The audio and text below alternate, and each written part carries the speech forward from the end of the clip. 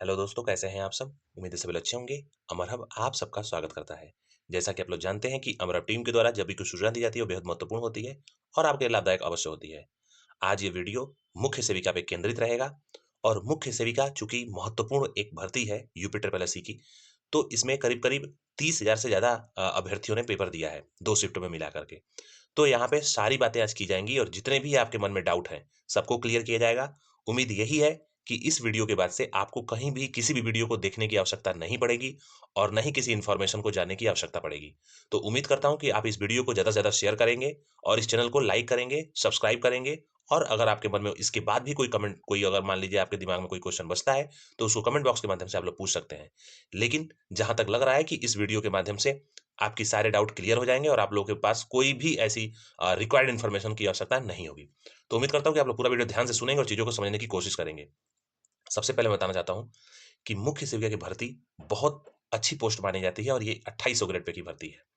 UP triple SC के द्वारा जो ये भर्ती की जा रही है ये प्योरली गवर्नमेंट की भर्ती है और आप लोग की पोस्टिंग तहसील स्तर पे होती है।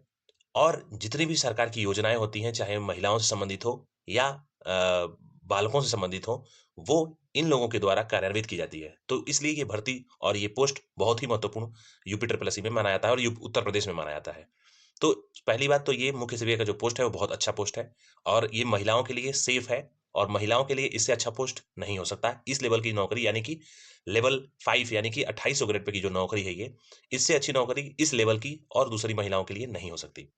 अब मैं चलता हूँ एक-एक करके आप लोगों को सारी इन्फॉर्मेशन देता हूँ, तो आप लोग ध्यान से चीज़ों को सुनिएगा। सबसे पहले मैं बता दूँ कि आपका जो फाइनल आंसर की है, वो बहुत जल्द आयोग की ऑफिशियल साइट पे देखने को मिलेगा। हो सकता है कि 2 से 3 दिन में या अगले हफ्ते भर में आप लोग को ऑफिशियल साइट पे मुख्य सेविका का आंसर की, फाइनल आंसर की देखने को मिल जाए। उसमें ज़्यादा से ज़्यादा 1 से 2 क्वेश्चन का बदलाव होगा। उसमें हो सकता है कि 1 से 2 क्वेश्चन पे फुल मार्क्स दिए जाएँ, जो कि सबके लिए बराबर होंगे। तो उसके लिए बिल्कुल घबराने की आवश्यकता नहीं है। अभी फिलहाल जो मैंने पहले कट ऑफ बताई है, उसके अकॉर्डिंग मैं आप लोग सारी चीज़ें बताऊँगा और सारी इन्फॉर्मेशन को आप लोगों को दूँगा मैं। मैं बताना चाहता हूँ सबसे पहले, कट ऑफ के बारे में बात बाद में करेंगे। सबसे पहले मैं इसके बारे में कुछ चीज़ें चल रही हैं वो मैं बता दूँ।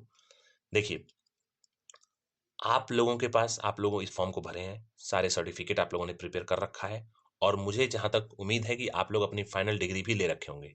क्योंकि डॉक्यूमेंट वेरिफिकेशन के दौरान आप लोग सारे डॉक्यूमेंट्स लेकर के जाइएगा, उसका फ़ोटोकॉपीज़ भी साथ में रहेगा और ओरिजिनल भी रहेगा।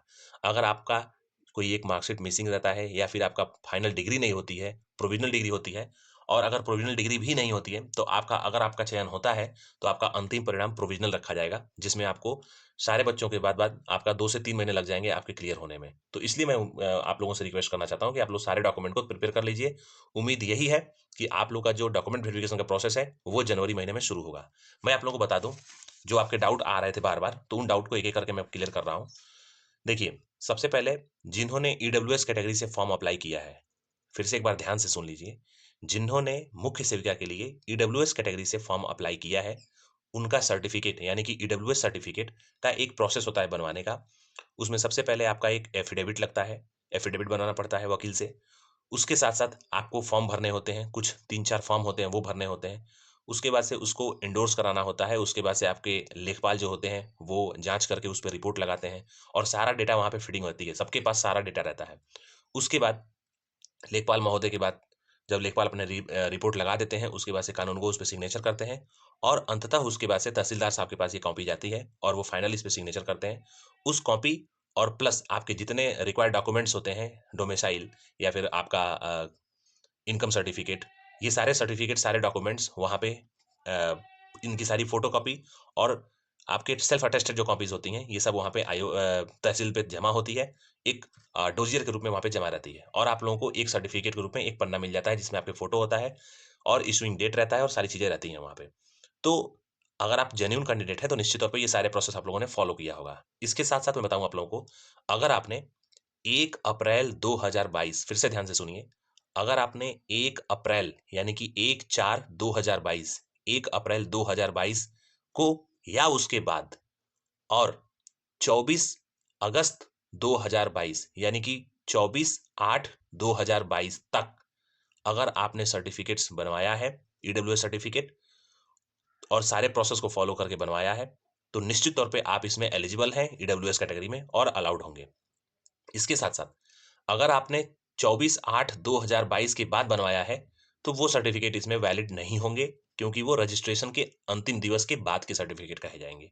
या फिर अगर आपने सर्टिफिकेट्स 1 अप्रैल 2022 के पहले बनवाया है, यानी कि आपने अगर 31 मार्च 2022 को सर्टिफिकेट बनवाया है, तो वो सर्टिफिकेट यहाँ पे मान्य नहीं किया जाएगा। केवल सर्टिफिकेट जो होता है वो फाइनेंशियल ईयर का मान्य होता है, और वो भी फाइनेंशियल ईयर जो होता है वो आपके फॉर्म निकलने के ईयर का होता है, और वो जो सर्टिफिकेट बनता है वो पिछले वर्ष के आपके असेट सर्टिफिकेट पे डिपेंड करता है। तो आपका जो इनकम सर्टिफिकेट होना चाहिए, यानी कि जो मार्क्स जो आपके सर्टिफिकेट में नीचे वाला डेट होना चाहिए, ये आपका 2021-2022 होना चाहिए। लेकिन आपका जो सर्टिफिकेट निर्गत का वर्ष है वो 2022-2023 होना चाहिए। तो उम्मीद करता हूँ कि चीज़ें आप लोग समझ गए होंगे कि ईडब्ल्यूएस सर्टिफिकेट का कोई समस्या नहीं है अगर आपने 1 अप्रैल 2022 को या इसके बाद और 24/8/2022 यानी कि 24 अगस्त 2022 तक अगर आपने सर्टिफिकेट बनवाया है ईडब्ल्यूएस का, तो निश्चित तौर पे आपका इसमें मान्य किया जाएगा और उसके लिए बिल्कुल घबराने की आवश्यकता नहीं है। इसके साथ-साथ अगर आपने इसमें बनवाते समय कोई त्रुटि कर ली है, या फिर फॉर्म में या आपके सर्टिफिकेट में किसी चीज़ को लेकर के त्रुटि है, नाम में या फिर किसी और चीज़ में, तो आप संबंधित तहसीलदार के पास या संबंधित तहसील में जाकर के इसको त्रुटि को सही भी करा सकते हैं समय के पहले। इसके साथ मैं बताना चाहता हूँ कि आप लोग, अगर आप ओबीसी के हैं, एससी के हैं, एसटी के हैं, तो इसमें जो सर्टिफिकेट्स होते हैं, ये सर्टिफिकेट सभी मान्य होते हैं, चाहे आप 1 साल पहले के भी क्यों ना बनवाए हों। लेकिन इनका जो होता है, आपका डोमिसाइल सर्टिफिकेट्स भी साथ में होने चाहिए, सबके डोमिसाइल सर्टिफिकेट साथ में होने चाहिए, और डोमिसाइल सर्टिफिकेट करंट भी चल जाता है, कोई दिक्कत नहीं होती है। और अनरिजर्व्ड कैटेगरी का कुछ नहीं चाहिए होता है, कोई सर्टिफिकेट्स ना ही डोमिसाइल वहाँ पे माँग की जाती है, और ना ही इसमें कोई सर्टिफिकेट्स माँग की जाती हैं एक्स्ट्रा, केवल आपकी डिग्री और ये सारी चीज़ें मार्कशीट्स वगैरह होती हैं। इसके साथ मैं बताना चाहता हूँ, तो उम्मीद करता हूँ कि आप लोगों को ये सारे डाउट क्लियर हो गए होंगे। इसके बाद जो डिग्री डिप्लोमा का मामला चल रहा है, विवाद चल रहा है, तो विज्ञापन में जो चीज़ें लिखी हुई हैं, एज़ इट इज़ वो चीज़ें ली जाएँगी फिलहाल, क्योंकि शासन स्तर से कोई चेंजिंग नहीं की गई है, और ना ही इसमें कोई शासनादेश दिया गया है, ना ही कोई इसमें अ, जो कॉरिजेंडम होता है वो निकला हुआ है आयोग के द्वारा। तो इसमें कोई घबराने की आवश्यकता नहीं है, जो विज्ञापन में लिखा है वही मान्य होगा। आप लोग अगर पेपर दिए हैं, चाहे आप बीए पर्टिकुलर सब्जेक्ट से 2 वर्ष किए हों या 3 वर्ष किए हों, ये सारे सब्जेक्ट्स मान्य हैं, और सारे जितने ये ईयर्स हैं, 2 वर्ष किए हों या 3 वर्ष किए हों, ये दोनों सर्टिफिकेट्स मान्य होंगे। इसके साथ-साथ जो बीएससी के स्टूडेंट्स हैं, थोड़ा-सा उनको दिक्कत अ, हो सकती है, और क्योंकि उनका विज्ञापन में मेंशन नहीं है, तो हो सकता है कि उनको बाहर का रास्ता दिखाया जाए, लेकिन घबराने की आवश्यकता नहीं है। जो भी होगा डॉक्यूमेंट वेरिफिकेशन के समय आपका जो है आयोग के द्वारा वो चीज़ें क्लियर कर ली जाएँगी, तो उसमें आप लोगों को घबराने की आवश्यकता नहीं है। अगर आपने पेपर दे दिया है, तो अब आप लोग निश्चिंत रहिए और आगे की तैयारी को करते रहिए। तो इसमें कोई विवाद होने की आवश्यकता नहीं है, क्योंकि ऑलरेडी जो केस चल रहा था आयोग में माननीय हाई कोर्ट में, तो उसमें ऑडिटर को लेकर के कई सारे डिस्पोज़ल हुए हैं केस के, तो उसके बेसिस पे सारी चीज़ें होंगी, तो बिल्कुल आवश्यकता नहीं है परेशान होने की, और जो विज्ञापन में लिखा है उसी के अकॉर्डिंग आगे जो है कार्रवाई इसमें होगी। इसके साथ-साथ आप में से बहुत सारी बहनों का कमेंट था कि सर मेरा फॉर्म भरते समय ये त्रुटि हो गई, या फिर माता-पिता के मेरे सर्टिफ़िकेट में माता-पिता के स्पेलिंग मिस्टेक है, या फिर पेट का फॉर्म भरते समय मैंने ये भर दिया और बाद में ये हो गया।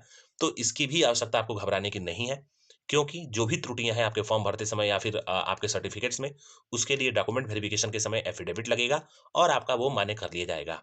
तो उसमें घबराने की आवश्यकता नहीं है, केवल आपको जेन्युइन, यानी कि आपको केवल सत्य होना चाहिए, और कोई दिक्कत नहीं है। यूपी ट्रिपल एससी बहुत एक तरीके से स्टूडेंट फ्रेंडली आयोग है। वहाँ पे जितने भी लोग कार्य करते हैं और डॉक्यूमेंट वेरिफिकेशन करवाते हैं, हम लोगों ने तो बहुत सारे डॉक्यूमेंट वेरिफिकेशन अपने करवाए हैं वहाँ पे, तो उसमें कोई घबराने की आवश्यकता नहीं है। वहाँ पे जब डॉक्यूमेंट वेरिफिकेशन होता है, तो वो बहुत सपोर्ट करते हैं और आपको एक-एक चीज़ वहाँ पे सही तरीके से समझाते हैं। तो उसके लिए बिल्कुल घबराने की आवश्यकता नहीं है।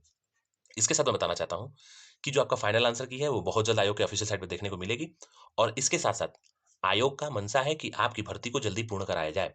इसके लिए हो सकता है कि जनवरी के महीने में, यानी कि जो आपका डीवी तारीख होगा, वो जनवरी के महीने में आपका डीवी लगेगी। तो आप लोग जनवरी के लिए डॉक्यूमेंट वेरिफिकेशन के लिए तैयार हो जाइए, और अपने सारे सर्टिफिकेट्स को सही तरीके से और अच्छे तरीके से लगा लीजिए, और निश्चित तौर पे जो चीज़ें कमी हो, यानी कि अगर आपका डिग्री ना हो, तो उसको अप्लाई कर लीजिए और समय से पहले ले लीजिए उसको।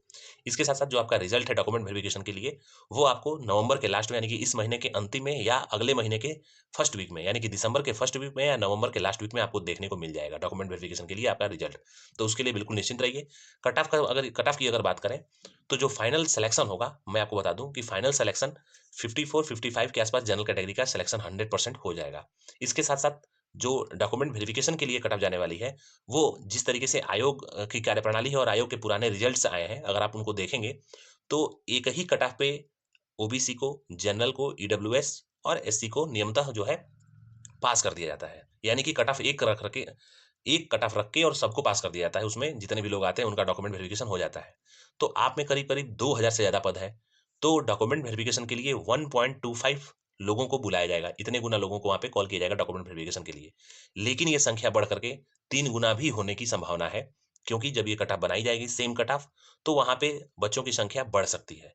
तो करीब-करीब 3 गुना बच्चों को वहाँ पे कॉल किया जाएगा और जो कट ऑफ जाने वाली है, मुझे जहाँ तक लग रहा है साइंटिफिक अप्रोच और आप लोगों से जो कमेंट बॉक्स के माध्यम से कमेंट मिलते हैं वो, और आपका पेपर एनालिसिस करके दोनों शिफ्टों का, आपका जो कट ऑफ है, वो 44 से लेकर के 43 से लेकर के 45 या 46 के आस-पास ही आपका कट ऑफ रहेगी, यानी कि डॉक्यूमेंट वेरिफिकेशन के लिए। और इसके साथ-साथ जब आपका फाइनल आंसर की, यानी कि जब फाइनल आपकी रिजल्ट आएगा, फाइनल आपका रिजल्ट आएगा, उसमें आप लोगों को ज़्यादा फ्लक्चुएशन देखने को नहीं मिलेगा। 54 से लेकर के 55 के आस-पास आपका फाइनल सिलेक्शन जनरल वालों का हो जाएगा। इसके बाद ईडब्ल्यूएस की कट ऑफ जो है, थोड़ी-सी कम जा सकती है। अब वो तो देखने वाली बात होगी कितनी जाएगी, लेकिन ज़्यादा कट ऑफ कम नहीं जाएगी, लेकिन थोड़ी-सी कट ऑफ कम जो हो जाएगी जनरल से और ओबीसी से भी। और इसके साथ-साथ जितने भी कैटेगरी के कट ऑफ है, वो ज़ाहिर-सी बात है कि जनरल से कम ही जाएगी। इसके साथ मैं बताना चाहता हूँ कि आप लोग में से बहुत लोग कमेंट बॉक्स के माध्यम से अलग-अलग क्वेश्चंस पूछते रहते हैं। तो जितने भी मैंने यहाँ पे थंबनेल में लिख रखा है, इससे सबसे ज़्यादा क्वेश्चन आप लोगों द्वारा पूछा गया था। और अगर आपके फॉर्म में भरते समय या फिर पीईटी में या फिर आपके सर्टिफिकेट्स में कुछ भी मिस्टेक्स है, तो आप लोग बिल्कुल मत घबराइए। आप लोग का एफिडेविट लगेगा और आप लोग निश्चित तौर पे वहाँ पे सेलेक्ट होंगे। और आप लोगों ने अच्छा मेहनत की है, अच्छा प्रदर्शन किया है और आप लोग पेपर देख कर के जान ही गए होंगे। और सिलेबस सबसे पहले बताने वाले में से मैं ही हूँ कि आप लोगों को मैं सिलेबस बताया था कि किस तरीके से आप लोगों को पढ़ना है, कैसे पढ़ना है। जिन्होंने ध्यान दिया होगा निश्चित तौर पे अपने आप को आज वो आगे पा रहे होंगे। और पेपर के दिन ही मैं बता दिया था कि एनालिसिस करके कि कट ऑफ क्या जाने वाली है। आप लोग जा करके और टेलीग्राम के माध्यम से टेलीग्राम ग्रुप में जाकर के पुराने चीज़ों को देख सकते हैं। और यहाँ पे जो कुछ भी बताया जाता है वो आप लोगों के लिए सही होता है, ऑथेंटिक होता है और अटकाने, भटकाने और लटकाने वाली बात अमर हब के द्वारा नहीं की जाती है। तो उम्मीद करता हूँ कि आप लोगों को सारी चीज़ें समझ में आई होंगी और आप लोग इस वीडियो को ज़्यादा से ज़्यादा शेयर करिए और हर एक साथी के पास पहुँचाइए जो मुख्य सेविका से जुड़ा हुआ हो। तो इन्हीं अच्छी बातों के साथ दोस्तों मैं वीडियो को वाइंड अप करना चाहता हूँ और उम्मीद करता हूँ कि आगे से आप लोगों को कहीं भी भटकने की आवश्यकता नहीं होगी मुख्य सेविका के लिए। इन्हीं अच्छी बातों के साथ दोस्तों मैं वीडियो को वाइंड अप करना चाहता हूँ। जय हिंद।